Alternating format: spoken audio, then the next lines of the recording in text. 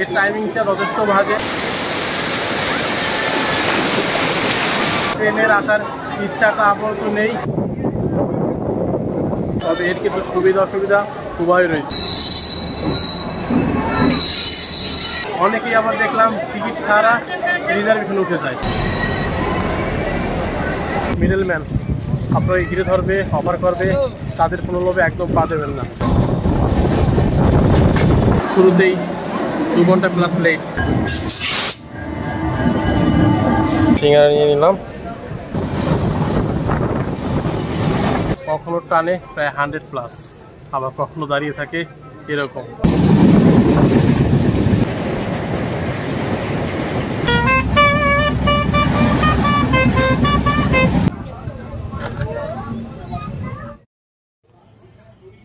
ঘড়ির কাঁটায় ঠিক রাত 10টা, আর এই মুহূর্তে আমি রয়েছি এখন কল্যাণী ঘোষপাড়া।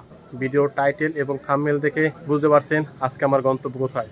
তো কল্যাণী ঘোষপাড়া থেকে প্রথমে যাব আমি শিয়ালদা, সেখান থেকে সকাল সকাল বেরিয়ে তারপর যাব হাওড়া। সেখানে রয়েছে আমার ট্রেন হাওড়া দীঘা তাম্রলিপ্ত এক্সপ্রেস। চলুন শিয়ালদা গিয়ে বাকি কথা হবে।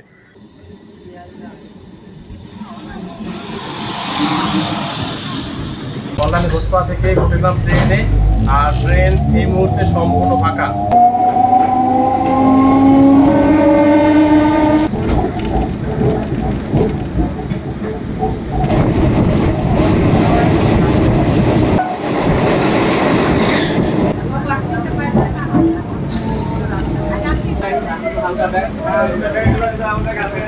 ঘড়ির কাঁটা এখন 11টা বেজে 45 মিনিট। মোটামুটি সময় মতনই চলে আসলাম শিয়ালদা। তো এখন টাইম অনেকটাই বাকি, তো সেই জন্য এখন শিয়ালদার ওয়েটিং রুমে আর কি যাবো। সেখানে মোটামুটি অনেকটা সময় থাকবো, তারপর ভোর বেরোবো হাওড়ার উদ্দেশ্যে। এই হলো আপাতত প্ল্যান।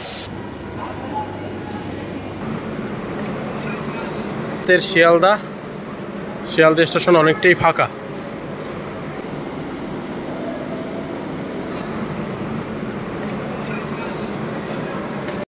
এই হলো শিয়ালদার ওয়েটিং রুম। এখানে থাকার জন্য কিন্তু অবশ্যই পিএনআর নাম্বার প্রয়োজন। এখানে রয়েছে সেকেন্ড ক্লাস ওয়েটিং রুম, এটা হলো সম্পূর্ণ ফ্রি।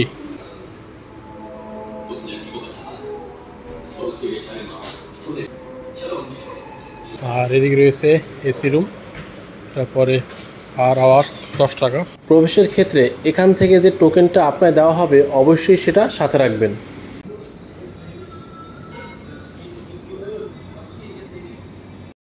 গুড মর্নিং, এখন ঘড়ি কাঁটায় 6টা বেজে 15 মিনিট, আর আমি বেরিয়ে যাচ্ছি শিয়ালদহ থেকে হাওড়ার উদ্দেশ্যে। আর হাওড়া দীঘা ট্রেনটা আজকে অনেকটাই লেট, রাত 1টা নাগাদ মেসেজ দিল আর কি ফোনে, যার কারণে লেট করেই বেরোচ্ছি।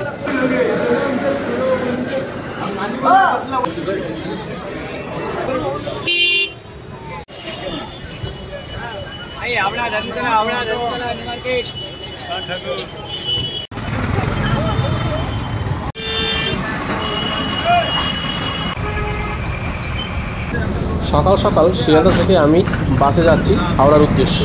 প্রয়োজনে আপনারা এখান থেকে ট্যাক্সি করেও যেতে পারেন। 200 থেকে 300 টাকা কিংবা আরও বেশি চাইতে পারে, একটু বার্গেনিং করে নেবেন।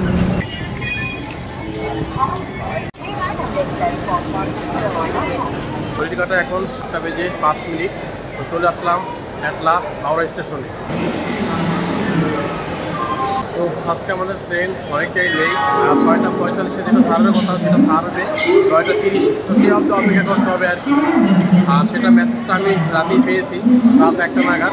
তো যাই হোক, এখন অপেক্ষার পালা। ব্যস্তময় হাওড়া স্টেশন।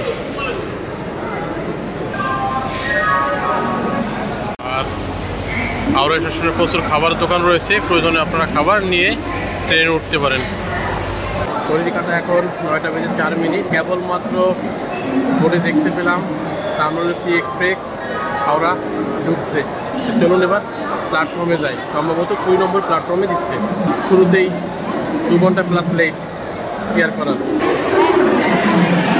আর আমাদের ট্রেন দিয়েছে 2 নম্বর প্ল্যাটফর্মে, এখন যাচ্ছি সেই দিকে। আমাদের ট্রেন দিয়েছে 2 নম্বর প্ল্যাটফর্মে, এখন সেই দিকে যাচ্ছি।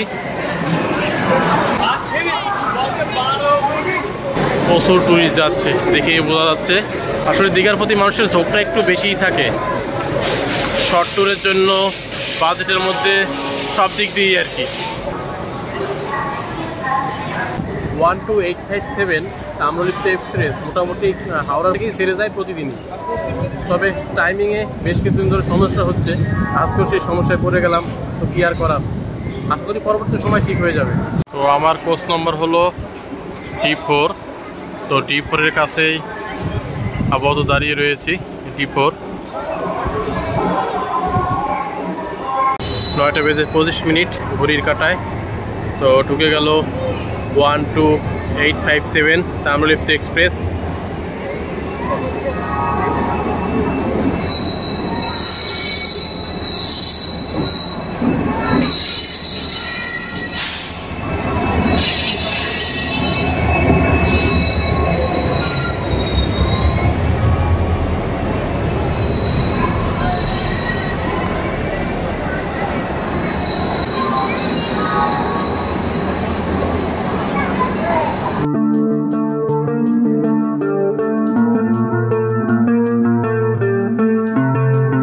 আমার কোচ আপাতত আজকে দীঘা যাওয়ার জন্য, কিন্তু এখন আপাতত দরজা বন্ধ।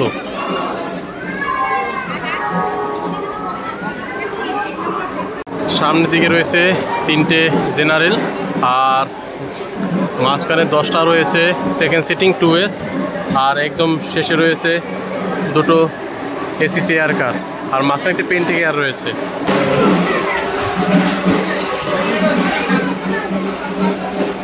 নম্বর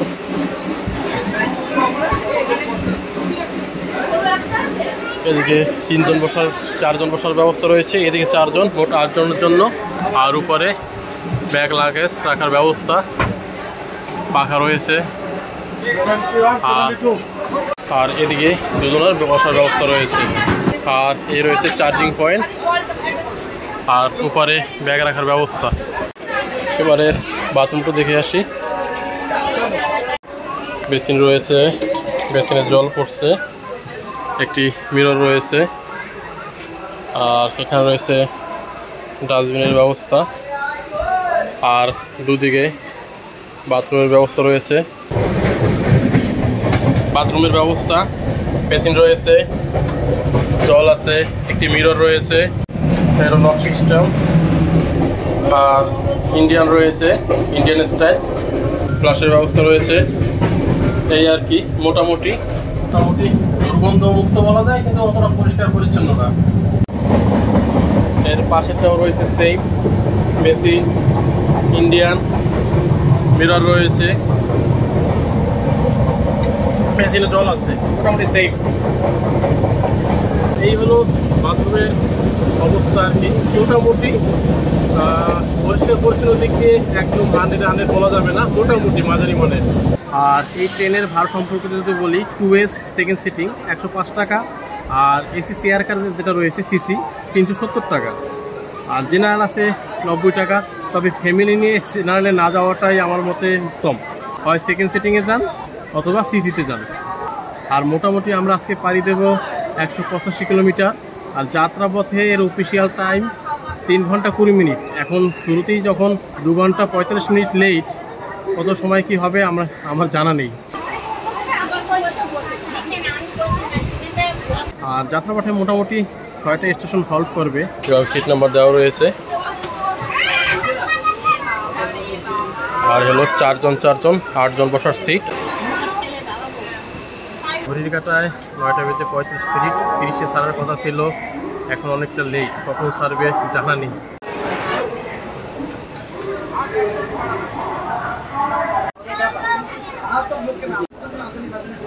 চাও নিয়ে নিলাম 7 টাকা দিয়ে, সকালের ব্রেকফাস্ট। চাওর সাথে সস দিয়েছে আর স্পুন দিয়েছে একটা। অ্যাট লাস্ট 9:45 ছাড়লো আমাদের ট্রেন দীঘার উদ্দেশ্যে হাওড়া থেকে।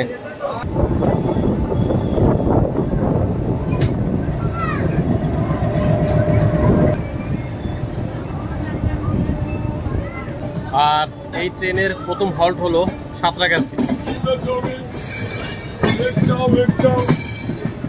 যাত্রাপথের সাথে সাথে আমার আরেকটি মতামত শেয়ার করি। ট্রেন যে লেট হবে সেই মেসেজটা রাত 1:30 নাগাদ না দিয়ে যদি সন্ধ্যা কিংবা রাত 8টার মধ্যে দেওয়া হতো তাহলে হয়তো রাতের বেলা আমাকে এসে শিয়ালদাহ ওয়েটিং রুমে থাকতে হতো না। সকাল সকাল বাড়ি থেকে বেরিয়ে এই ট্রেন ধরা সম্ভব ছিল। সাধারণত যারা শিয়ালদা লাইনের বিশেষ করে হালিশহর, কাঁচরাপাড়া, কল্যাণী, চাকদা ট্রেন ধরার ক্ষেত্রে রাতের দিকে এসে হাওড়া কিংবা শিয়ালদা থাকতে হয়। সেক্ষেত্রে ট্রেন লেট থাকলে মেসেজটা আগে ভাগে বা সন্ধ্যার মধ্যে দিলে আমাদের ক্ষেত্রে অনেকটাই সুবিধা হয়। এই হলো আমাদের D4 আর এর পাশে রয়েছে D5, এরকম পাশাপাশি।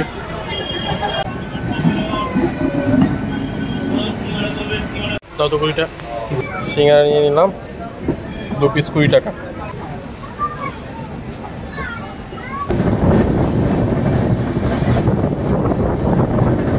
টিকিয়াপাড়া এইমাত্র আমরা অতিক্রম করলাম।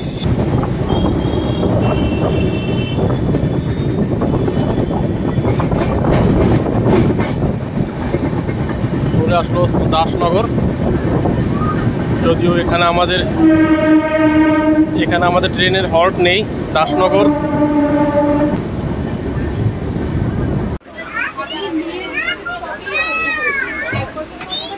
আমার সিটটা পড়েছে মূলত একদম মিডলে, দুটো ফ্যামিলির মধ্যে।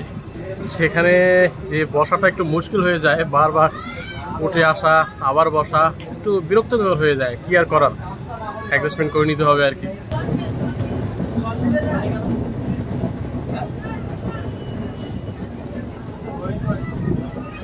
ঘড়ির-কাঁটায় 10টা 5, আর হাওড়া থেকে কিছুটা দূর আসতেই কিছুক্ষণ পর পরেই ট্রেন দাঁড়িয়ে যায়। সম্ভবত সিগন্যালের সমস্যা, লাইনে কাজ হচ্ছে যার জন্যই সমস্যা। দাঁড়িয়ে রয়েছে ট্রেন। Red signal. আর আপনারা খাবার না নিয়ে আসলেও সমস্যা নেই, এখানে পেন্টিকারের ব্যবস্থা রয়েছে এবং সেখান থেকে প্রতিনিয়ত লোক বিভিন্ন খাবার নিয়ে আপনার সামনে আসবে। প্রয়োজনে সকালে ব্রেকফাস্টটা এভাবেই আপনারা সেরে নিতে পারেন। আমি যেমন এগ চাও খেয়ে নিয়েছি, সিঙ্গারা খেয়ে নিয়েছি এবং সামনে যাওয়ার পথে আশা করি আরও কিছু খাবো। এছাড়াও বিভিন্ন স্টেশন থেকে প্রচুর খাবার নিয়ে লোকজন ওঠে, সেই ধরনের খাবারও আপনারা খেতে পারেন, তবে অবশ্যই দেখে শুনে বুঝে খাবেন।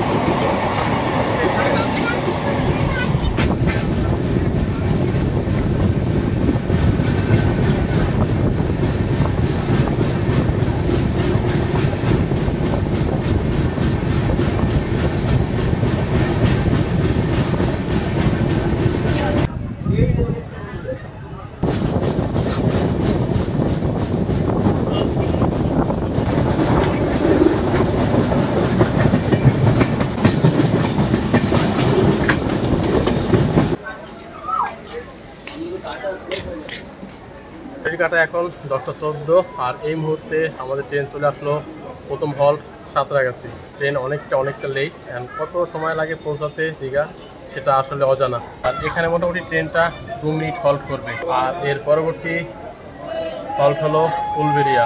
2 মিনিট হল্ট করেনি, 1 মিনিট হল্ট করার পর ছেড়ে দিচ্ছে আমাদের ট্রেন দীঘার উদ্দেশ্যে।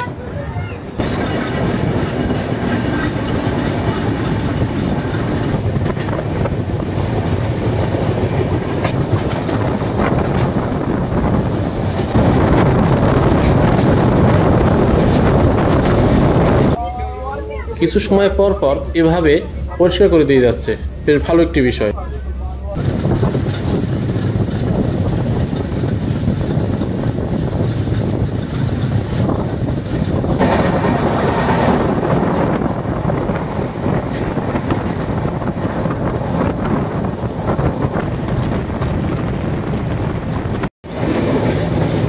আর এই মুহূর্তে আমাদের ট্রেনের স্পিড হলো এই।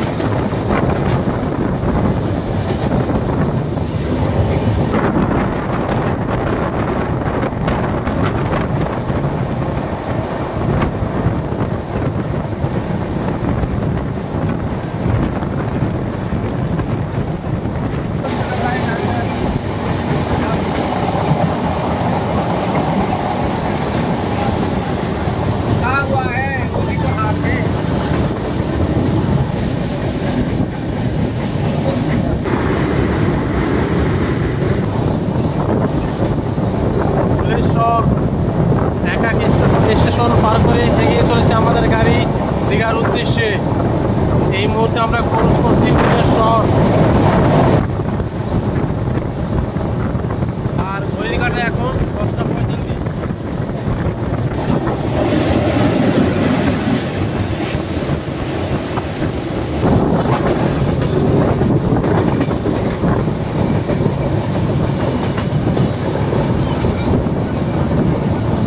ফুলবেড়িয়া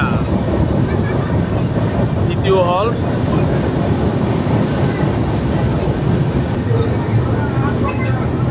তো ঘড়ির কাঁটা এখন 10:45। 31 কিলোমিটার পথ অতিক্রম করে অবশ্যই চলে আসলো ফুলবেড়িয়া। এটা আমাদের ট্রেনের তৃতীয় হল। এখানে মোটামুটি 1 মিনিট দাঁড়াবে। 1 মিনিট হল্ট করার পর ছেড়ে দিল আমাদের ট্রেন দীঘার উদ্দেশ্যে। আর এর পরবর্তী হল্ট হলো মেছেদা।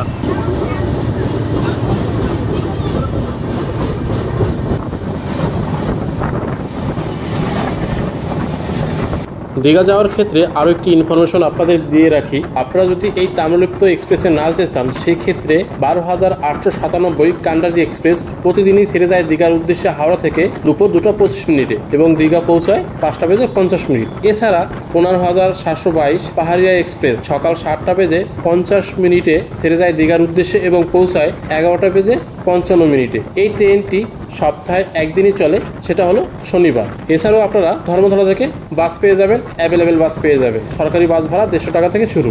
এছাড়া অন্যান্য বাস নন এসি 200 থেকে শুরু, এসি 250 থেকে শুরু। অবশ্যই একটু দরদাম করে নেবেন।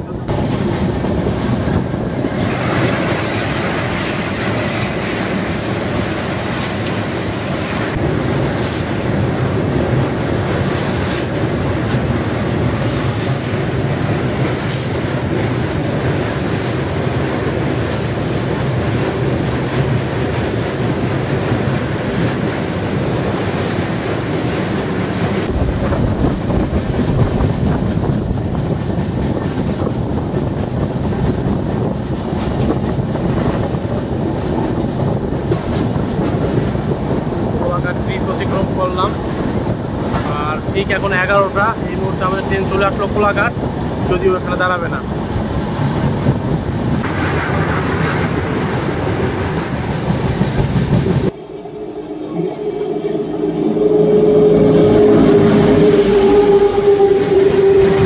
কখনো টানে প্রায় 100+, আবার কখনো দাঁড়িয়ে থাকে এরকম। সেই জন্য সঠিক সময়ে যে পৌঁছাতে পারবো সেই টাইমটা কিন্তু অজানা। আশা করছি 1টার মধ্যে পৌঁছে যাব। এখন মাঝে মাঝে যেরকম দাঁড়াচ্ছে, তো সেই টাইমটা নিয়েও সমস্যা আছে। দেখি কখন পৌঁছায়।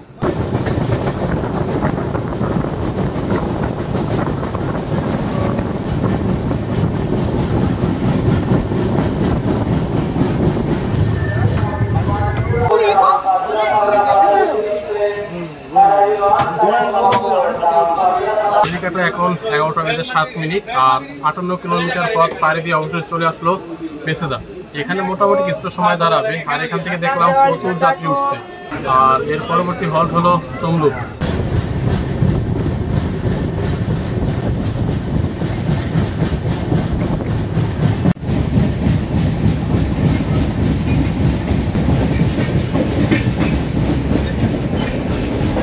সিঙ্গারা গান একবারে গরম সিঙ্গারা, মেচুদা সিঙ্গারা।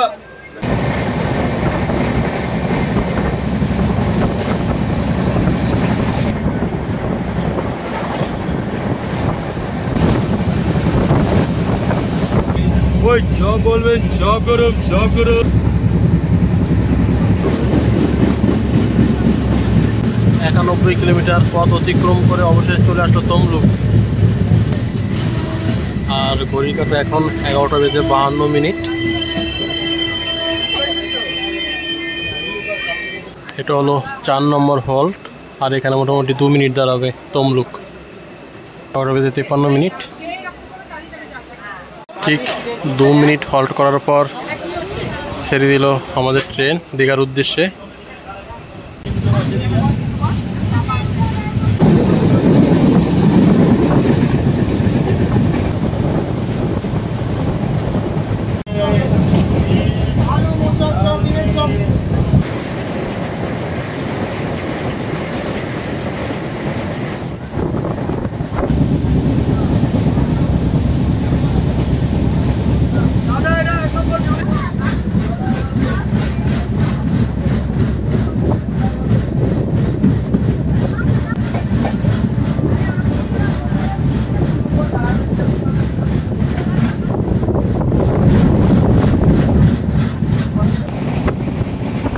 ঘড়িঘাটায় ঠিক এখন 12:45 152 কিলোমিটার পথ পাড়ি দিয়ে অবশেষে আমাদের ট্রেন চলে আসলো কাথি।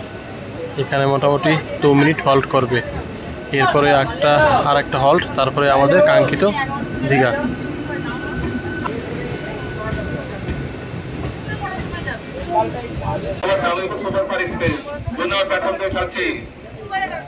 দু মিনিট হল্ট করার পর ছেড়ে দিল গাড়ি।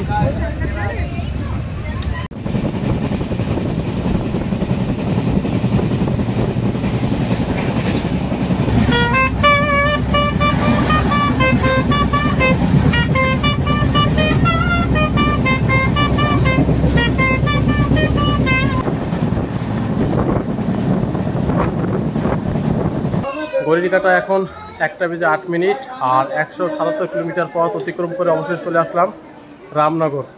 এরপরেই আমাদের সেই কাঙ্ক্ষিত দীঘা। আর আরেকটি বিষয় বলে রাখি, ট্রেনে রেলের জল কিনলে অবশ্যই এমআরপিটা দেখে নেবেন, কারণ এমআরপি 15, ওরা কিন্তু 20 টাকায় নিয়ে নেয়। অবশ্য সেটা চেয়ে নেবেন, হয়তো কিন্তু দেবে না। এর দাম কিন্তু 15 টাকাই। আর এখানে মোটামুটি 1 মিনিট হল্ট করবে। এর সাথে আরেকটি বিষয় বলে রাখি, যারা মন্দারমণি যেতে চান তারা কিন্তু এই রামনগর স্টেশনে নেমে এখান থেকে মন্দারমণি যেতে অনেকটাই সুবিধা।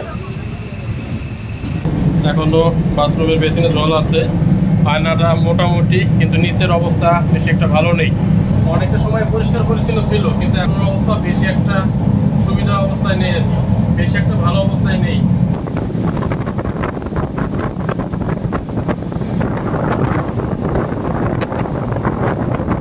দীঘার কাছে আসতেই জগন্নাথের মন্দিরটা চোখে পড়লো। দেখুন, এর কাজ 2025-এর মধ্যে কমপ্লিট হওয়ার কথা আর কি।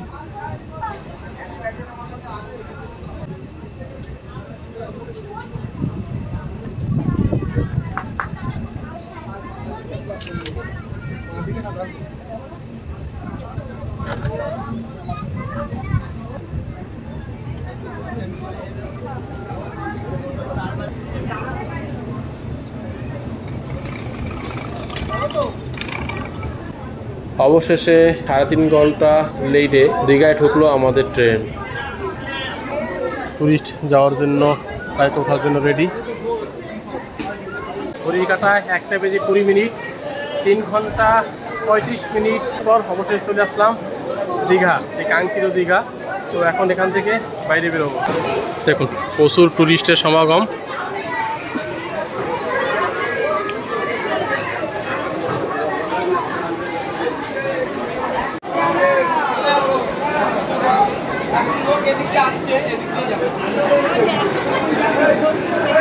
সঠিক সময় আসলে একদম ঠিকঠাক ছিল, তো আসছে অনেক লেটে, যার কারণে টাইমিং একটু এলোমেলো। এই ট্রেনে আসার ক্ষেত্রে সুবিধা অসুবিধা দুটোই রয়েছে। সুবিধার ক্ষেত্রে বলতে গেলে এর ভাড়াটা অনেকটা কম এবং একদম কম সময়ের মধ্যে চলে আসা যায়। আর যাদের ব্যান্ডেল লাইনে বাড়ি তারা খুব স্বাভাবিকভাবেই দীঘা চলে আসতে পারবে। আর অসুবিধা বলতে গেলে প্রথমে যে ব্যাপারটা আসে টিকিট বুকিং। দীঘায় আসার প্ল্যান যদি থাকে ট্রেনে, তবে টিকিট বুকিংটা অনেক আগে থেকেই করতে হবে। এছাড়া এই টাইমিংটা খুব বাজে। সকাল যেখানে 6:45 সাড়ে কথা, সেখানে সেটা 9:45। এবং রিজার্ভেশনও দেখলাম অনেকে টিকিট না কেটে উঠে যাচ্ছে। বাথরুমের পরিষ্কার পরিচ্ছন্নতাটাও ঠিকঠাকভাবে মেনটেনেন্স হচ্ছে না। এই সকল বিষয়গুলোই সমস্যা। আর এই সকল বিষয়গুলো বাদ দিলে একদম ওকে। তবে আমার ক্ষেত্রে এই ট্রেনের আসার ইচ্ছাটা আপাতত নেই এই টাইমিংয়ের জন্যই। দীঘা স্টেশন থেকে এখন বাইরে বেরোবো, তারপর বাড়ি যাওয়ার আগে টিকিট কাটতে হবে বাসের। এই ট্রেনটা সম্ভবত আধা ঘন্টা থেকে তারপর আবার ব্যাক করবে। আর আমাদের আসতে প্রায় সময় লেগেছে 3 ঘন্টা 35 মিনিট। অর্থাৎ টাইমিং দিতে ঠিকঠাক ছিল, অফিসিয়াল টাইম ছিল 3 ঘন্টা 20 মিনিট, সেখানে 15 মিনিট বেশি লেগেছে। এটা ঠিক আছে, কিন্তু ট্রেন ছাড়ার সময়গুলোই সমস্যা।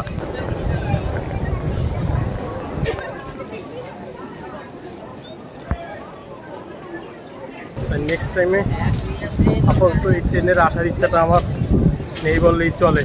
যাই হোক, অন্যরকম এক অভিজ্ঞতা।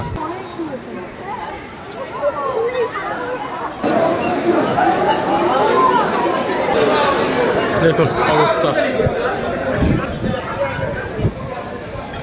এখানেও স্টেশন থেকে বাইরে বেরোলে মিডলম্যান আপনাকে ঘিরে ধরবে, অফার করবে, তাদের কোনো লোভে একদম পা দেবেন না।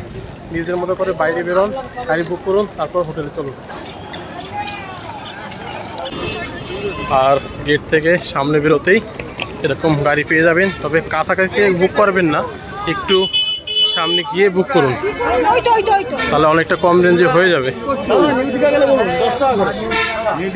আর যদি নিউ দীঘা থাকেন তাহলে একদম হেঁটে চলে যেতে পারবেন, হেঁটে যাওয়া মতো প্রয়োজন নেই। এখান থেকেই দক্ষিণবঙ্গ রাষ্ট্রীয় পরিবহন সংস্থা, এখান থেকেই বাড়ি যাওয়ার গাড়ি আপাতত এখন বুক করে নেব। হ্যালো, বাসের টাইমিং, বাসের টিকিটে কেটে নিলাম, এখন একটু সমুদ্র দেখে আসি। দেখুন রোডের পাশে প্রচুর হোটেল আপনারা পেয়ে যাবেন, রেস্টুরেন্ট হোটেল। আপনারা বুক করে না আসলেও কিন্তু পেয়ে যাবেন, তবে বুক করে আসাটাই ভালো। আর সাইট সিন করার জন্য এরকম 4 চাকার গাড়ি এখানে পেয়ে যাবেন। এদিকে রয়েছে সুকল শৌচালয়ের ব্যবস্থা। যারা একদিনে এসে দীঘা ঘুরে যেতে চান তারা হোটেল না নিয়ে এখানে ড্রেস চেঞ্জ করার ব্যবস্থা রয়েছে, টয়লেটের ব্যবস্থা রয়েছে। এখান থেকে আপনারা ফ্রেশ হয়ে সারাদিন আনন্দে ঘুরতে পারবেন। মানে একদিনের জন্য হোটেলে না থেকে ঘোরার জন্য এটার প্রয়োজনীয়তা অবশ্যই রয়েছে, এবং সেটাও আপনাদের দেখিয়ে দিলাম।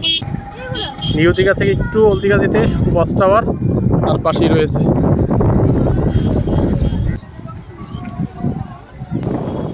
এখন জোয়ার, তাই অনেকে আর কি নিচে নামার সম্ভব হচ্ছে না। এর সামনে কিন্তু আরেকটি শান্তি সুলভ শৌচালয় রয়েছে।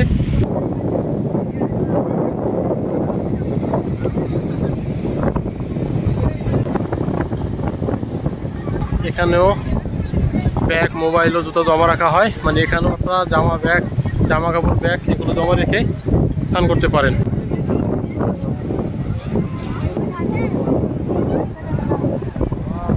এখন জোয়ার, অনেকেই নামছে না আর কি। তো যাই হোক, স্নান করার হচ্ছে না, পরবর্তী সময় আবার দেখব। বিচের পাশে এরকম প্রচুর দোকান রয়েছে, এদিকেও রয়েছে প্রচুর রেস্টুরেন্ট। সব সি ফেসিং হোটেল, এগুলোর রেট একটু বেশি। রাজ প্যালেস এগুলো একটু কস্টলি, আর এখানে কিন্তু সুইমিং পুলের ব্যবস্থা রয়েছে এই সমস্ত হোটেলে। আর যারা একটু কম রেঞ্জের মধ্যে হোটেল নেওয়ার প্ল্যান রয়েছে তারা ভিতর দিকে হোটেল নেবেন, ভালো হোটেল কম রেঞ্জের মধ্যে পেয়ে যাবেন, কিন্তু সমুদ্রটা একটু দূর থাকবে। এই রয়েছে বিগ বস। গভর্নমেন্টের বাসে না যেতে চান, এরকম ছোট ছোট কাউন্টার রয়েছে, এখান থেকেও আপনারা টিকিট কেটে আপনাদের গন্তব্যে পৌঁছতে পারেন। ঘড়ির কাঁটা এখন 2:10 আর আমার দীঘা আসার সকল গল্পটাই আপনাদের সাথে তুলে ধরলাম এই ভিডিওতে। তো এখন বাড়ি ফেরার পালা। তো সকল স্মৃতিকে সাথে নিয়ে চললাম এবার বাড়ির দিকে। এর পরবর্তী আসলে আরও পুঙ্খানুপুঙ্খানুভাবে ঘোরার চেষ্টা করব, যেহেতু শর্ট টাইমের জন্য আসা। তো যাই হোক, ভালো থাকবেন, সুস্থ থাকবেন, দেখা হবে পরবর্তী কোনো এক নতুন ভিডিওতে।